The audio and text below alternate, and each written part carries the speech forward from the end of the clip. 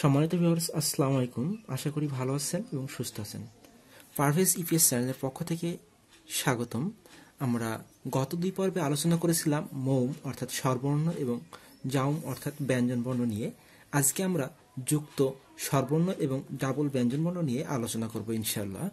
তবে আপনারা যারা আমার চ্যানেলে নতুন তারা অবশ্যই চ্যানেলটি সাবস্ক্রাইব করে পাশে থাকবেন। তাহলে চলুন শুরু করা যাক আজকের আলোচনা যুক্ত স্বরবর্ণ এবং ডাবল ব্যঞ্জনবর্ণ নিয়ে। আর আপনারা যারা গত পর্বের ভিডিওগুলো এখনো দেখেননি তারা একবার দেখে আসবেন। আশা করি আমি বর্ণগুলো শেখানোর সাথে সাথে আপনি কিভাবে মনে রাখবেন সেগুলোও বোঝানোর চেষ্টা করেছি।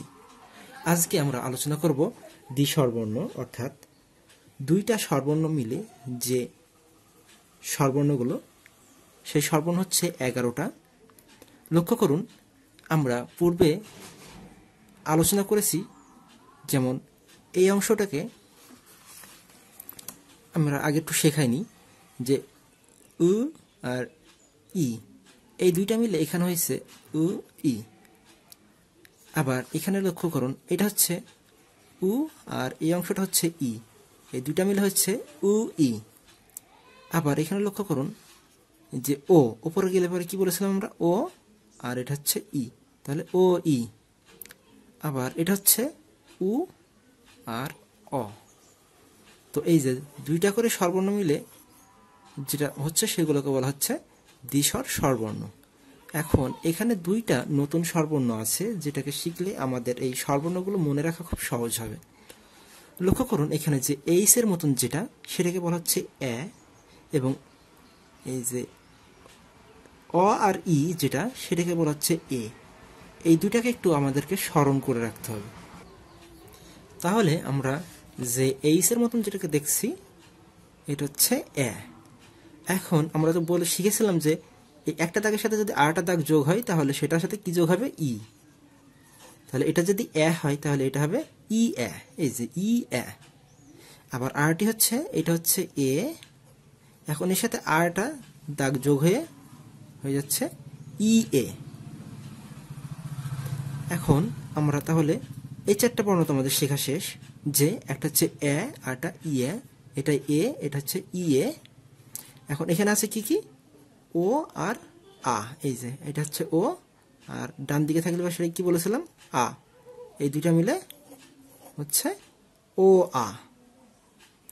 আবার এটাতে লক্ষ্য করুন ও, আর এটা কি নতুন বর্ণ আমরা শিখলাম যেটা এ, তাহলে ও এ।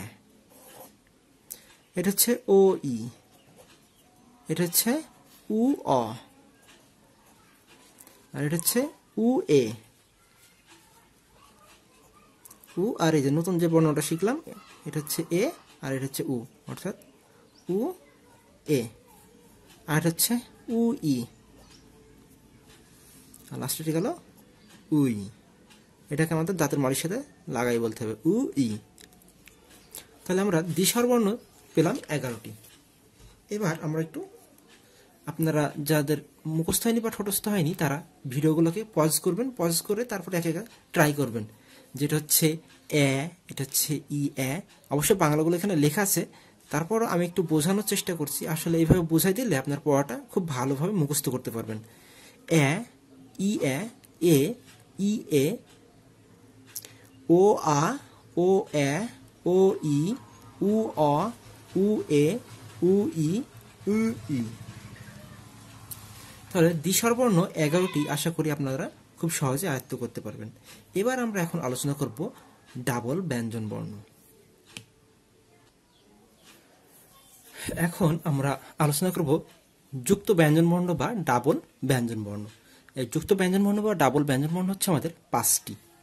লক্ষ্য করুন, এই যে দুইটা করে গিয়ক, দুইটা করে বিয়োগ, দুইটা করে জিয়ত, দুইটা করে দিয়ত, আর দুইটা করে সিয়ত। এখন এই যে দুইটা করে যখন থাকবে আমরা জানতাম এটা হচ্ছে গিয়ক, আর যখন দুইটা করে থাকবে তখন ডাবল, অর্থাৎ এই দুইটা করে থাকলে আমরা জাস্ট সাং বা শ্যাং যুক্ত করব। তাহলে এটাকে আমরা কি বলবো, আমরা তো জানি এটা হচ্ছে গিয়ক, যখন ডাবল থাকবে তখন এই সাং যুক্ত করে বলবো সাংগিয়ক।